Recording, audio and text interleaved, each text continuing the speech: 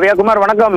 நிச்சயமாக ஜனநாயக திருவிழா என அழைக்கப்படும் தேர்தல் திருவிழா 2026 சட்டமன்ற தேர்தல் இன்று தமிழகம் முழுவதும் நடைபெறுகிறது. காலை 7 மணிக்கு வாக்குப்பதிவு தொடங்கும் நிலையில் தற்போது திருநெல்வேலி மாவட்டத்தில் இருக்கும் அத்தனை வாக்குச்சாவடிகளும் மாதிரி வாக்குப்பதிவு தற்போது ஆரம்பமாகி உள்ளது. ஓவியாகுமார், திருநெல்வேலி மாவட்டத்தில் இன்று பார்த்தீர்கள் என்றால் 12.65 லட்சம் வாக்காளர்கள் தங்கள் ஜனநாயக கடமையை ஆற்ற தயாராக உள்ளனர். 5 தொகுதிகளில் 90 வேட்பாளர்கள் போட்டியிடுகின்றனர்.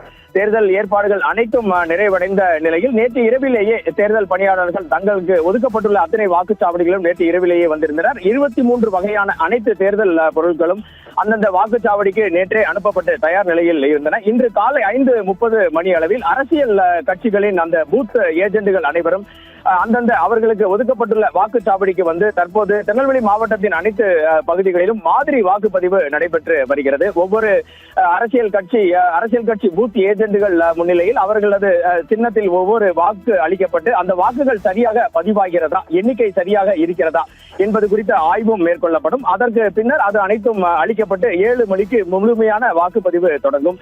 இதுவே தற்போது இருக்கும் கள நிலவரம். ஓவியாகுமார், திருநெல்வேலி மாவட்டத்தை பொறுத்தவரை 12,65,302 வாக்காளர்கள் வாக்களிக்க உள்ளனர். இதில் ஆண்கள் பார்த்தீர்கள் என்றால் 6,16,911 ஆண்கள், 6,48,245 பெண்கள், 146 மூன்றாம் பாலினத்தவர் என திருநெல்வேலி மாவட்டத்தில் வாக்களிக்க உள்ளனர்.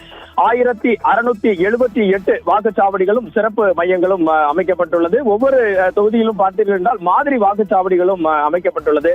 தற்பொழுது அந்தந்த வாக்குச்சாவடிகளில் அனைத்து தேர்தல் அலுவலர்களும் அரசியல் கட்சிகளின் பூத் ஏஜென்ட்டுகளும் வந்துள்ள நிலையில் 7 மணிக்கு வாக்குப்பதிவு ஆரம்பமாகும் பொதுமக்கள் அனைவரும் இங்கு வந்து சேர்வார்கள் என எதிர்பார்க்கப்படுகிறது. ஓவியாகுமார்.